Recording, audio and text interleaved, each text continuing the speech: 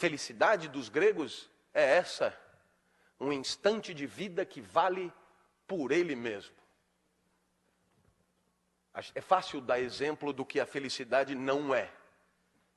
Eu fui jantar na casa de um amigo domingo, e o filho dele estava estudando matemática.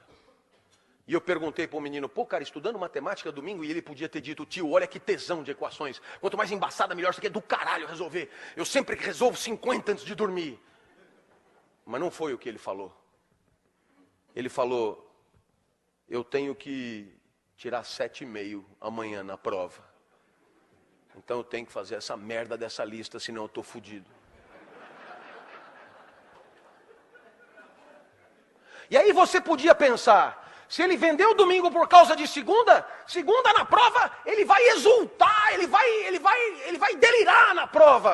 E o menino falou: bem que meu pai falou que o senhor sempre foi meio doido. Eu só preciso tirar 7,5. E eu falei: 7,5 para quê? Ele: para passar de ano, ué. A única coisa que me importa, tio, é passar de ano. E quando o ano que vem chegar, o menino dirá a mesma coisa: passar de ano. Essa é a escola da tristeza, em que você fica ali esperando o ano que vem chegar, esperando o ano acabar, esperando a vida acabar. A escola da tristeza é ótima, na verdade, porque ela prepara o profissional. Ela prepara o profissional para viver o trabalho da tristeza. Aquele que você espera 30 dias por causa do 5º dia útil. Aquele que você vende a vida por causa do salário. A escola da tristeza é a melhor preparação para a vida triste. A felicidade é um instante de vida que vale por si só. Até os 13 anos eu vivi muito mal. Eu era um CDF ortodoxo, hoje chama de nerd. Tirava 10 em tudo, mas não vibrava com nada. Meu pai tentava, me levava no Morumbi para ver jogo. E ele tinha que me avisar que foi gol. E aí eu vibrava para ele não ficar chateado. E ele: dos caras, caralho, cala a boca que nós vamos apanhar. Meu pai também me levava em escola de arte, né? Argila, pintura, guache, origami. Origami é o pior de todos. Uma folhinha de papel, 600 dobras na ordem certa. E aí tem um passarinho que você chucha no rabo, ele abana os dados. Se você errou uma dobra, fudeu o passarinho. E eles ainda chamam de passarinho da felicidade. A mulher chamou meu pai com uma semana e disse: olha, com seu filho aqui são 4 tipos de aluno. Super talentosos, que adoram isso aqui, outros que não têm tanto talento, mas também adoram isso aqui, outros que não têm talento nenhum, mas estão aí se divertindo, e o seu filho, ele não é daqui, pode levar ele embora. Aos 13 anos, o professor de geografia entrou, disse que não ia dar aula. O curso seria só de seminários, e para mim caiu o petróleo. Então, eu me preparei, e chegou o meu dia. Subi no palquinho dos jesuítas de São Paulo, olhei para a classe, aquilo estava coalhado de gente.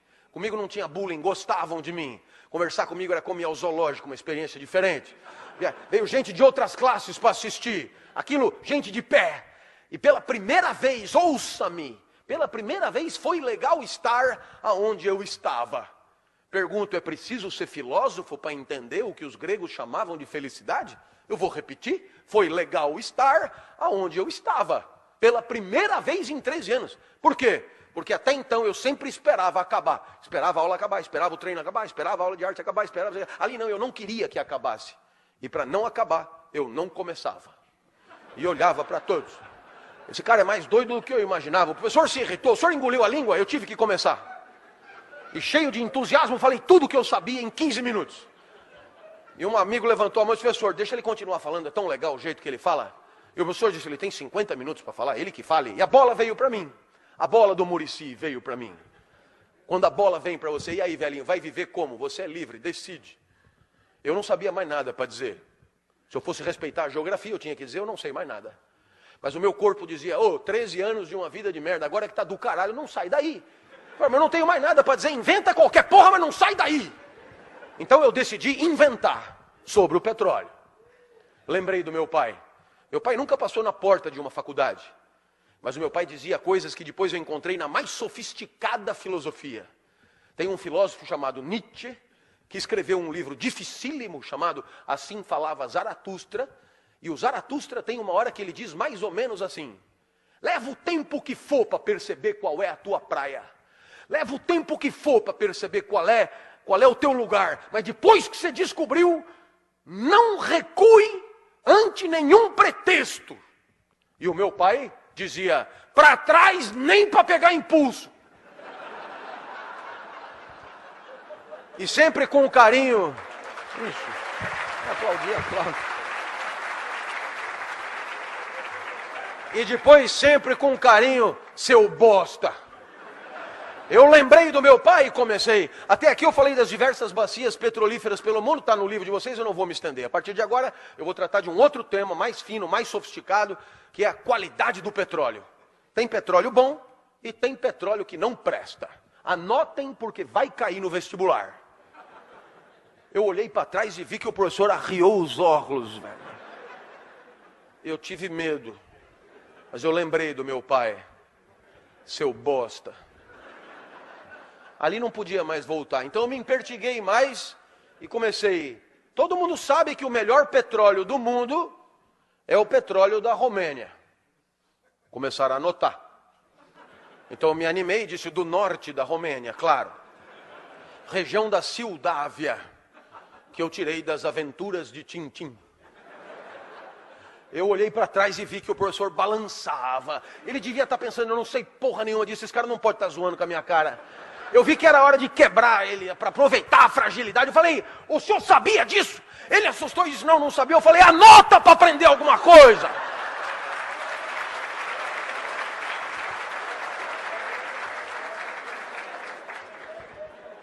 A hora que eu mandei ele anotar as coisas que eu estava inventando, ele não reagiu. Eu falei, esse lugar é do caralho, velho. Eu não precisava me lembrar de nada, eu inventava tudo, a minha aula melhorou demais. Falei de petróleo em Fernando de Noronha, no Bananal, em Madagascar. Foi um show.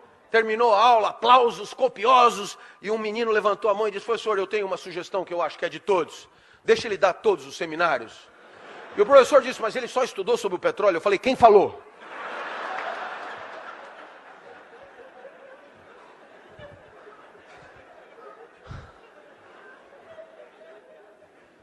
Eu saí dali correndo, fui encontrar o Fusca branco do meu pai. E o meu pai me viu correndo pela primeira vez, eu nem andava, eu me arrastava. Ele viu correndo, o que aconteceu? Eu comecei a contar o que tinha acontecido e meu pai entendeu. A vida tinha valido a pena ser vivida naquele lugar. Um instante de vida que valeu a pena viver ali, dando aula. Lição para toda a vida. Um lugar que é o meu. César Cielo, 50 livre. Eu na sala de aula. O senhor se acha. Não é uma questão de dar bem aula. Questão de ser feliz dando aula é outra coisa.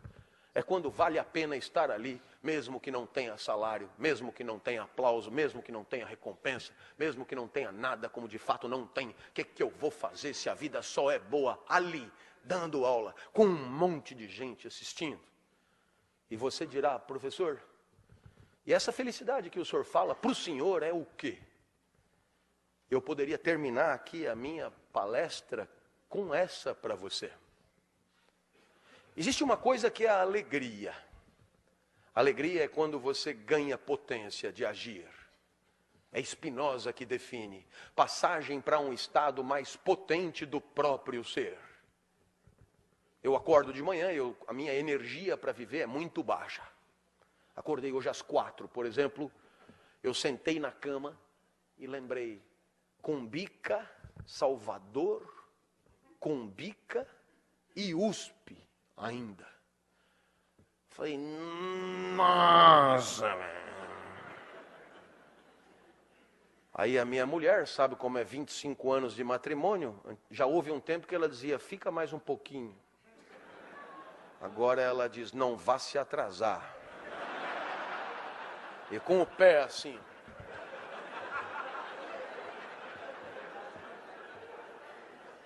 Fui no banheiro, tomei banho, melhorei um pouco, tomei um café, melhorei um pouco, saí, melhorei um pouco. E normalmente eu vou para a USP, quando eu chego na USP, eu adoro. Começa a chegar os alunos, eu adoro os alunos. E aí eu começo a dar aula e eu adoro a minha aula. Eu lamento te dizer isso. Parece um pouco arrogante, mas o que eu vou fazer? Eu adoro o meu jeito de falar.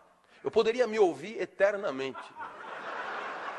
É impressionante como eu entendo quando eu explico. Então, às 10 horas da manhã, eu estou em cima da mesa gritando. E você perguntará, o que aconteceu entre 5 e 10 da manhã? Resposta de Spinoza, alegria. Passagem para um estado mais potente do próprio ser. do próprio ser. Claro que não é sempre assim.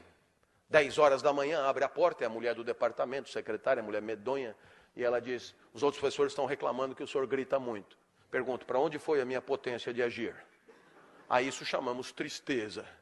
Passagem para um estado menos potente do próprio ser. Eu espero que você tenha entendido. Você vai pelo mundo, tem coisas que te alegram, tem coisas que te entristecem, e a tua potência vai numa senoide subindo e descendo. Impossível só se alegrar. Ninguém consegue se alegrar com o gol do Brasil e com o gol da Holanda, com o gol do Brasil e com o gol da Argentina. Não, a tristeza, obviamente, faz parte da vida. Para haver alegria, tem que haver tristeza. É óbvio que eu disse do próprio ser, porque não tem uma fórmula que dê para todos. E não tem uma fórmula que dê para você para o resto da vida. Porque amanhã você é outro, e o que te alegrou hoje pode não te alegrar amanhã. Você vem pela estrada e para, vê lá Rancho da Pamonha, você está verde de fome, come a primeira pamonha, a pamonha te alegra fudidamente. Pamonha e você, tudo a ver. Pamonha do caralho, velho. Aí você comete um erro a não cometer, fazer da pamonha um ídolo, fazer da pamonha uma qualidade de vida, uma lição de autoajuda, e pede a segunda pamonha, já vai te alegrar menos. Porque o comedor da segunda pamonha já não é mais o comedor da primeira pamonha. Já tem menos fome, mais glicemia no sangue, etc. Mas você é fiel à pamonha, pede a terceira. Quando chega na 10ª, você tem que parar. A mesma pamonha que te alegrou vai te matar. Você, já virou um suco de milho, na verdade, teu sangue. O que vale para a pamonha, vale para qualquer coisa. Para o matrimônio, por exemplo. Quase sempre a lua de mel é a primeira pamonha. Depois de 5 anos, você não aguenta mais comer pamonha. Aí você começa a querer comer um curauzinho. Mas se você achar que o curauzinho é a solução, tem dia que o curauzinho não está bom. Talvez por isso a vida que vale a pena seja essa. Uma felicidade assim. Um instante de vida que você gostaria que durasse um pouco mais. Um instante de vida que você gostaria que não acabasse logo. Um instante de vida que você gostaria de repetir. Professor, o que um instante de vida tem que ter para ser feliz? Isso que eu estou te dizendo. E quem é que fala isso? Eu. Dessa vez não é nem Platão, nem Aristóteles, nem Nietzsche, nem Rousseau, sou eu. E o senhor quem é? Clóvis, muito prazer. É que eu não morri ainda, não virei clássico. Mas ainda assim, eu tenho o meu palpite para te dar. Se você quer saber se aquele instante está valendo a pena, pergunte-se se você gostaria que ele durasse um pouco mais. A vida é boa quando você torce para ela não acabar. Perceba que a maior parte do tempo a gente torce para acabar. Torce para o dia acabar, para poder chegar em casa, torce para a semana acabar, por causa do final de semana, torce para o mês acabar, por causa do 5º dia útil, torce para o ano acabar, por causa das festas e das férias. E sem perceber, a gente está torcendo para a vida passar rápido. A felicidade é o contrário disso. A felicidade é quando você gostaria que não passasse, é quando você lamenta o final do dia. É quando você lamenta o final de alguma coisa que você está fazendo. Como num filme argentino, você até esqueceu que está no cinema, e só se lembra que está no cinema quando o filme acaba, e você lamenta muito de tão bom que era o filme, de tão feliz que você foi. Não era outra a pretensão para esse nosso encontro. Que pelo menos por um segundo eu tenha te surpreendido. Que pelo menos por um segundo, 10 minutos tenham passado e você não tenha se dado conta. Que pelo menos quando você não tenha percebido que está tendo uma aula de filosofia há exatamente 1 hora. Que pelo menos por um segundo você tenha pensado em repetir isso. Torcido para durar um pouco mais. Me mostrado para alguém que você ama na internet. Ser meu aluno ou pelo menos me dar um abraço no final da palestra. E se alguma dessas coisas aconteceu, é porque você foi feliz por um segundo. E agora você já sabe o caminho. A vida vale a pena quando você torce para ela não acabar.